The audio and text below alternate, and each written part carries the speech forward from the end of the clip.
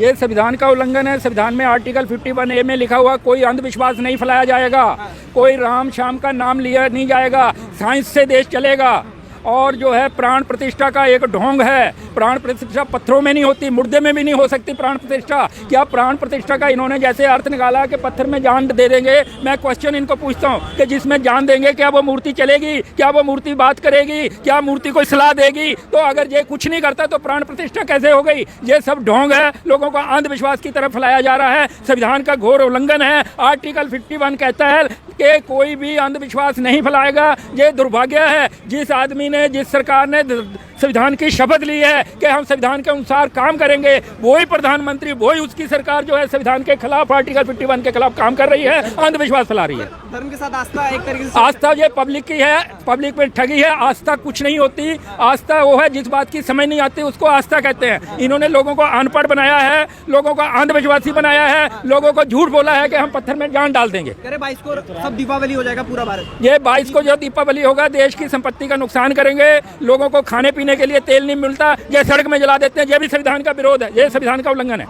नहीं, लेकिन बोला जा रहा है ना ऐतिहासिक काम किया जो ये ऐतिहासिक नहीं काम किया। ये सबसे आज काला दिन हुआ है। बाबरी मस्जिद को गिराकर एक वहाँ नकली मंदिर बनाया। हाँ जी, लेकिन वही है कि राम मंदिर का बोला था, 370 बोला था, जो भाजपा ने बोला वो करके दिखा। मैनिफेस्टो में था उनके। भाजपा जो है आज जो जितने भी काम कर रही है वो गलत कर रही है। इसका क्या आपको जवाब देंगे? उन्होंने देश के साथ फ्रॉड किया है। संविधान की कसम खा के वो संविधान के विरुद्ध में काम कर रहे हैं। लेकिन बोल रहा है कि विश्व गुरु बनाने की तरफ है। बिशप गुरु कहीं नहीं है, वो बिशप का सर्वेंट भी नहीं बनेगा ये इंडिया। और सबसे ज्यादा बैकवर्ड है, सबसे ज्यादा कर्ज है और सबसे ज्यादा गरीबी है, सबसे ज्यादा अनपढ़ता है। उसको बिशप गुरु कैसे कहते हैं? अच्छी हो जाएगी, मंदिर बनेगा तो वहाँ रोजगार मिलेगा। वहाँ रोजगार नहीं मिलेगा, वहाँ भिखारी खड़े हो जाएंगे। आप देख लेना, वहाँ पे 2 किलोमीटर की लाइन भिखारियों की होगी। कोई यूनिवर्सिटी आप बनाएंगे, वहाँ से विद्वान पैदा होते हैं, वहाँ भिखारी नहीं मिलेंगे। ये एक भिखारियों के लिए और अड्डा बना दिया इन्होंने। अमीश बेगम एक पत्रकार है, वो तो ये कह रहे हैं राम मंदिर जाओगे तो हॉस्पिटल। पत्रकारों का मैं मुकाबला नहीं कर सकता। पत्रकार अपने समझ से बोलते हैं।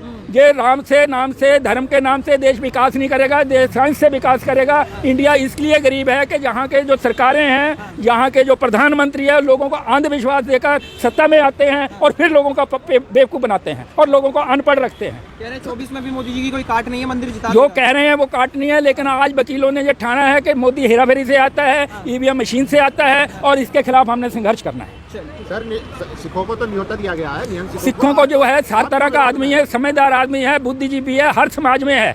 आप ये कहेंगे कि ब्राह्मण सारे बेवकूफ़ हैं, नहीं, ऐसा नहीं हो सकता।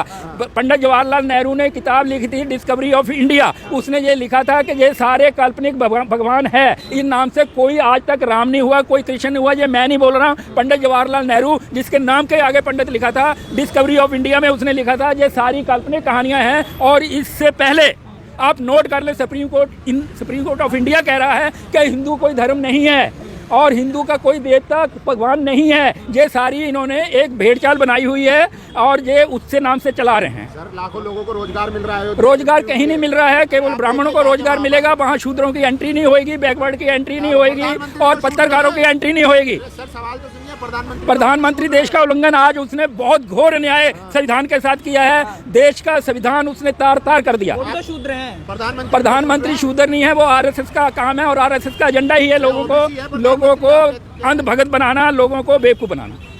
शूद्र आदमी मंदिर का प्राण प्रतिष्ठा में जा रहा ये है। आप कह रहे हैं, मैंने पहले ही आपको रिक्वेस्ट करी है, अर्ज करी है। हर समाज में समझदार लोग हैं, हर समाज में बेवकूफ लोग हैं।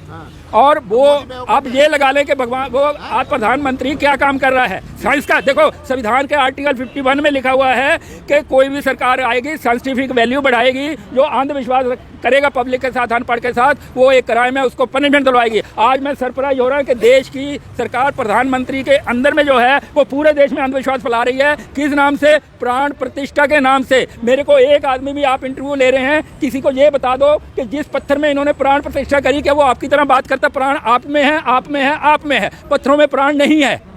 और कोई एक आदमी बता दो जिसने ये देखा कि जिसमें पत्थर में प्राण प्रतिष्ठा हो गई और पत्थर आपकी तरह बात करने लगा, आपकी तरह पत्रकार बन गया, ऐसा देखा है क्या?